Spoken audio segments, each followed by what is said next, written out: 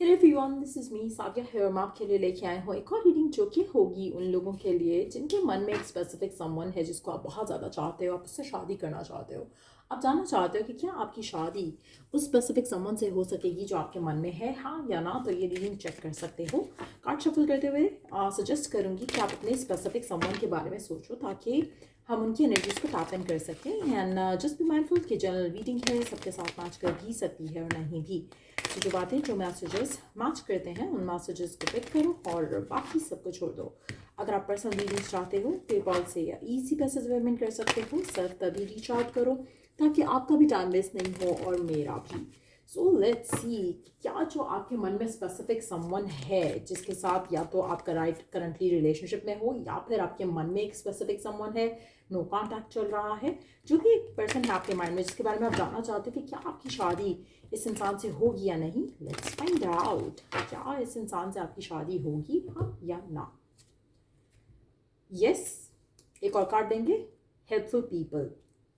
I mean that if you have their is something better. मुझे लगता है कि करंट सिचुएशन में हो सकता है कि आपको वो सपोर्ट जो आपको चाहिए इस रिलेशनशिप को आगे लेके जाने में, वो सपोर्ट फिलहाल नहीं है। लेकिन आने वाले टाइम में आपको काफ़ी सारे लोग इस कनेक्शन को लेकर काफ़ी हेल्प करेंगे और जिसके बाद आपकी शादी इस इंसान के साथ होने के चांसेस जो हैं वो डबल ट्रिपल हो जाएंगे। सो कहीं ना कहीं कुछ वर्कआउट हो जाएगा। अगर आपको राइट नाउ गिवन सर्कमस्टांसिस में लग रहा है कि पॉसिबिलिटी नहीं है या फिर पर्सन नहीं चाह रहा है या कुछ भी ऐसी सिचुएशन हो रही है, जस्ट नो वन थिंग कि इस इंसान की ज़िंदगी में जो भी लोग आएंगे या आपकी ज़िंदगी में इस पूरे लव लाइफ सिनारियो को लेके जो भी लोग आएंगे, कहीं ना कहीं वो आपके रिलेशनशिप को वन वे और द अदर हेल्प करेंगे टू गेट बेटर, हेल्प करेंगे to get where you want to go. आप में से कुछ लोगों के लिए मुझे लगता है कि ये पर्सन और आपकी शादी जो है उसके बाद जैसे आपकी लाइफ में बहुत ज़्यादा वेल्थ अबंडेंस में आता देख रही हूँ। हो सकता है कि आप उसके लिए लकी हो या वो आपके लिए लकी हो।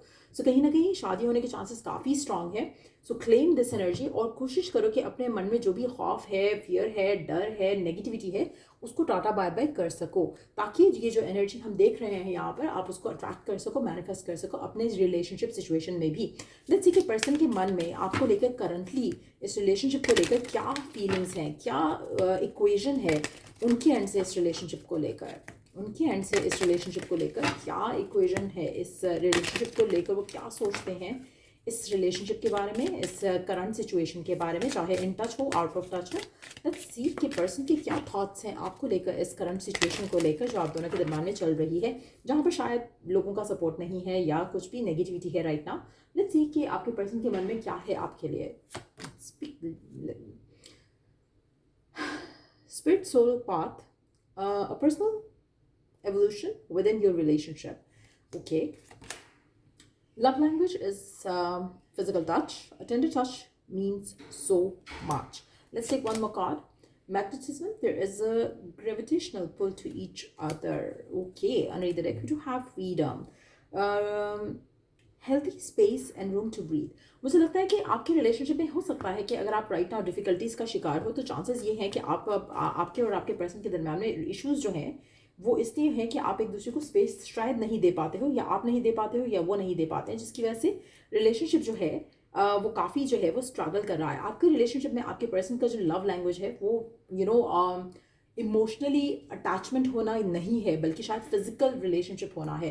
सो कहीं ना कहीं आपके जो स्पेसिफिक समवन है उनको आपसे सबसे ज़्यादा गिवन सर्कमस्टांसेस में फिजिकल रिलेशनशिप चाहिए, और अगर आपका वो हेल्थी रहेगा तो आपका पर्सन आपके साथ रहेगा। उसकी love language towards you right now जो है वो फिजिकल टच है और वो सबसे ज़्यादा एडमायर करते हैं इस पार्ट ऑफ द कनेक्शन को। सो कहीं ना कहीं मुझे लगता है कि आपके पर्सन हो सकता है कि राइट नाउ आपसे थोड़ा डिस्टेंट हो इमोशनली। ये भी चांसेस हैं कि वो अभी अपने बाकी चीज़ों के ऊपर फोकस करना चाह रहे हैं। जब उनकी फिजिकल नीड्स की बात आती है, सेक्सुअल नीड्स की बात आती है, तो मुझे लगता है कि वो आपके पास आते हैं या आपके पास होना चाहते हैं। बट मोर देन दैट मुझे नहीं लगता कि आपके पास इस रिलेशनशिप में उनके एंड से कुछ अच्छा आ रहा है एज सच, जहाँ पे कहीं ना कहीं आपको लगेगा कि शायद आप दोनों का कनेक्शन जम नहीं पाएगा या रह नहीं पाएगा, क्योंकि आप दोनों के दरम्यान में वो फ्रेंडशिप नहीं है, वो बॉन्ड नहीं है जो आप चाहते हो। सो कहीं ना कहीं आप उस बॉन्ड को क्रेव करोगे इस रिलेशनशिप में या कर रहे हो automatically right now as well.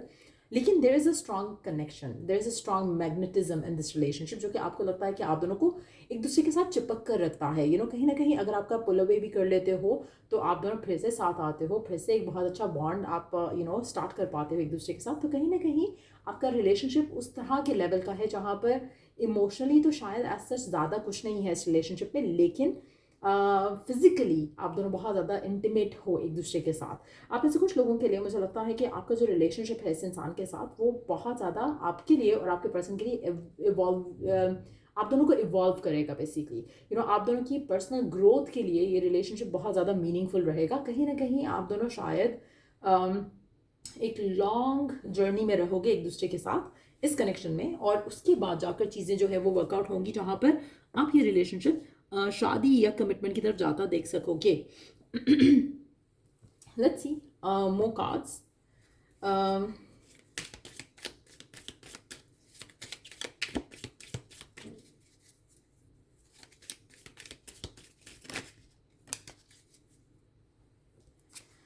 Seven of wands, मुझे लगता है कि इस रिलेशनशिप को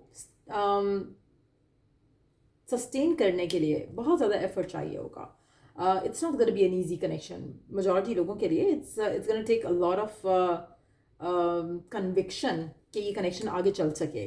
बहुत ज़्यादा आपके एंड से भी, आपके पर्सन के एंड से भी शायद, और मुझे लगता है आपके एंड से ज़्यादा होगा क्योंकि आपके पर्सन की जो लव लैंग्वेज है वो इतनी कोई डिज़ायरेबल नहीं है मेजॉरिटी लोगों के लिए। आप कहीं ना कहीं ज़्यादा डिमांड करोगे अपने पर्सन से इस रिलेशनशिप को लेकर, लेकिन कहीं ना कहीं आपको वो सब शायद नहीं मिल रहा है पर्सन से जो आप चाहते हो। और इस वजह से मुझे लगता है कि आपका जो रिलेशनशिप है वो कहीं ना कहीं जो है वो स्ट्रगल जो है उसमें रहेगा, क्योंकि आप जो चाह रहे हो अपने रिलेशनशिप में अपने पर्सन के साथ, उसमें आपको वो सब नहीं मिल रहा है, उस तरह का नहीं मिल रहा है जैसा आप चाहते हो। आप चाहते हो फिजिकल इंटीमेसी पर्सन के साथ, लेकिन इमोशनल इन्वॉल्वमेंट जो है वो पर्सन के एंड से शायद मिसिंग है। लेकिन आप चीज़ें मैनिफेस्ट कर सकते हो। आप में से काफ़ी सारे लोग शायद अपने आप को बहुत वीक फील करना शुरू कर देते हैं इस रिलेशनशिप में। आपको लगता है कि जो आप चाह रहे हो वो नहीं हो पाएगा, जबकि ऐसा नहीं है। जो आप चाहते हो वो आप मैनिफेस्ट कर सकते हो इस इंसान के साथ। कोशिश करो कि आप अपने आप को इतना वीक नहीं फील करो। आप में से काफ़ी सारे लोग, आप में से काफ़ी सारे लोगों को समझ नहीं आता कि ये रिलेशनशिप वर्क भी कर सकता है या नहीं, क्योंकि आप विशफुल तो हो लेकिन आपका जो माइंडसेट है वो पॉजिटिव नहीं है। सो कहीं ना कहीं आपका माइंड जो है वो इस जगह से उस जगह, इस थॉट से उस थॉट तक चलता रहता है। आपके माइंड में एक पॉजिटिविटी के ऊपर फोकस रख पाना बहुत मुश्किल है इस रिलेशनशिप में राइट नाउ। तो कोशिश करो कि आप इस सिचुएशन को मेच्योरली हैंडल करने की कोशिश करो, आपको सक्सेस मिल जाएगा।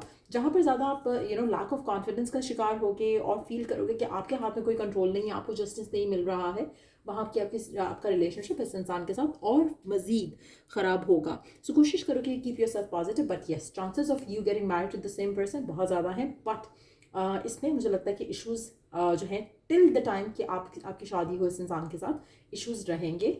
और कहीं ना कहीं पर्सन जो है वो ज़्यादा इमोशनली अवेलेबल नहीं होगा। शायद वर्कaholic हो, शायद उसका वर्क सिनेरियो ऐसा हो जहाँ पर उसको बहुत ज़्यादा फ्री टाइम नहीं मिलता है to give in a relationship, वो भी रीज़न हो सकता है। बट इस तरह की कुछ सिचुएशन मुझे लग रही है आपके रिलेशनशिप आपके पर्सन के साथ। सो ये थी रीडिंग आप लोगों की। अगर आपको हेल्प किया हो, गाइड किया हो, तो लाइक शेयर सब्सक्राइब जरूर करो।